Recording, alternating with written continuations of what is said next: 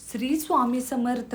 नमस्कार मंडळी, तुमचं माझ्या श्री स्वामी कार्यसिद्धी या नवीन चॅनलमध्ये अगदी मनापासून स्वागत. आजचा दिवस तुम्हाला खूप सुखाचा, आनंदाचा आणि समाधानाचा जावो ही स्वामींच्या चरणी प्रार्थना करते आणि आजच्या व्हिडिओला सुरुवात करते. गुढीपाडवा ते चैत्र नवरात्र हा काळ देवी उपासनेसाठी अत्यंत पवित्र मानला जातो.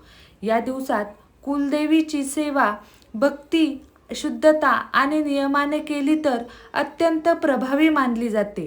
या दिवसात आई भगवतीची कृपा सावली आपल्यावर राहत असते.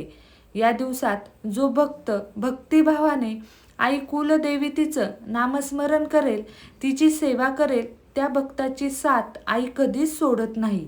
आई नेहमी त्या भक्तांच्या संकट काळात त्यांच्या पाठीशी ठामपणे उभी असते.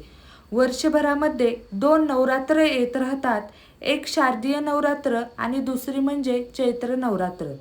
शारदीय नवरात्रीला आईचा उत्सव आणि जागर केला जातो, पण चैत्र नवरात्र ही गुप्त नवरात्र म्हणून ओळखली जाते. आपल्याला या दोन्ही नवरात्रींमध्ये आईची सेवा करायची असते. ती सेवा आपल्याला गुढीपाडव्यापासून सुरू करायची असते. आता ती सेवा कशी करायची याची सगळी माहिती मी तुम्हाला आजच्या व्हिडिओमध्ये सांगणार आहे. त्यासाठी हा व्हिडिओ शेवटपर्यंत नक्की पहा. चॅनलवर नवीन असाल तर चॅनलला सबस्क्राईब नक्की करा. शेजारील जे बेल आयकॉन आहे त्याच्यावर प्रेस करा, जेणेकरून इथून पुढचे जे काही माझे नवीन व्हिडिओ येतील त्याचं नोटिफिकेशन नक्कीच तुमच्यापर्यंत पोहोचलं जाईल. गुढीपाडव्याच्या दिवशी घर स्वच्छ करून घ्या. देवघर तुमचं आहे ते सजवा. कुलदेवीचा फोटो किंवा मूर्ती स्वच्छ करून तिच्यासमोर तांदूळ, फुले, हळद कुंकू, दिवा ठेवा. शक्य असेल तर कलश स्थापन करा. देवीला नैवेद्य म्हणून साखरपुरी, श्रीखंड, फळे अर्पण करा. त्या दिवशी संकल्प करा की मी चैत्र नवरात्र संपेपर्यंत कुलदेवीची सेवा भक्तिभावाने करीन. दररोज सकाळी आणि संध्याकाळी तुपाचा किंवा तिळाच्या तेलाचा दिवा देवीला लावा. हळद कुंकू, फुले, अक्षदा देवीला अर्पण करा. रोज 108 वेळा ओम ऐं ह्रीं क्लीं चामुंडाय विच्चे हा मंत्र बोला. सगळ्यात प्रभावी सेवा म्हणजे दुर्गा सप्तशती पाठ.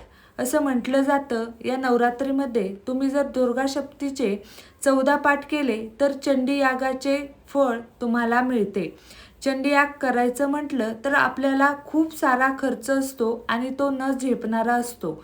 म्हणून या नवरात्रीमध्ये तुम्ही दुर्गा सप्तशतीचे 14 पाठ केले तर तुम्हाला त्या चंडी यागाचं फळ मिळून जाईल.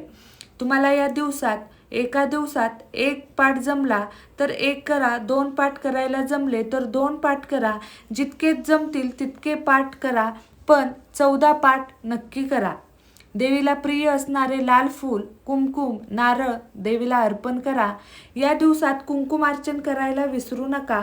रोज जमलं तर रोज करा आणि नाहीच करायला जमलं तर एकदा तरी कुंकुमार्चन नक्की करा. देवीची सगळ्यात आवडती कोणती सेवा असेल तर ती कुंकुमार्चन आहे. देवीला प्रसन्न करण्यासाठी ही सेवा नक्की करा. अष्टमी आणि नवमीला कन्यापूजन करा. मुलींना जेवण देऊन त्यांना देवीचं रूप मानून त्यांना नमस्कार करा. सेवा करताना शक्य तितकी शुद्धता आणि सात्विकता पाळा. घरात भांडणं होणार नाहीत, अपशब्द बोलले जाणार नाहीत याची काळजी घ्या. रोज देवीचं नामस्मरण करा. मनापासून प्रार्थना केली तर कुलदेवीची कृपा आपल्यावर नक्की होते. असं मानलं जातं की पारंपरिक समजुतीनुसार या काळात भक्तीने केलेली कुलदेवीची सेवा घरात संरक्षण, समाधान आणि आध्यात्मिक शक्ती वाढवते. म्हणून गुढीपाडवा ते चैत्र नवरात्रपर्यंत आपल्या घरातील कुलदेवीची सेवा नक्की करा. तुम्हाला आजचा हा माझा व्हिडिओ कसा वाटला मला कमेंट करून नक्की सांगा. तुम्हाला जर हा व्हिडिओ आवडला असेल तर व्हिडिओला लाईक आणि शेअर करा. सबस्क्राईब करायला विसरू नका. भेटूया नवीन अशा एका व्हिडिओसोबत. तोपर्यंत श्री स्वामी समर्थ. अवधूत चिंतन. श्री गुरुदेव दत्त.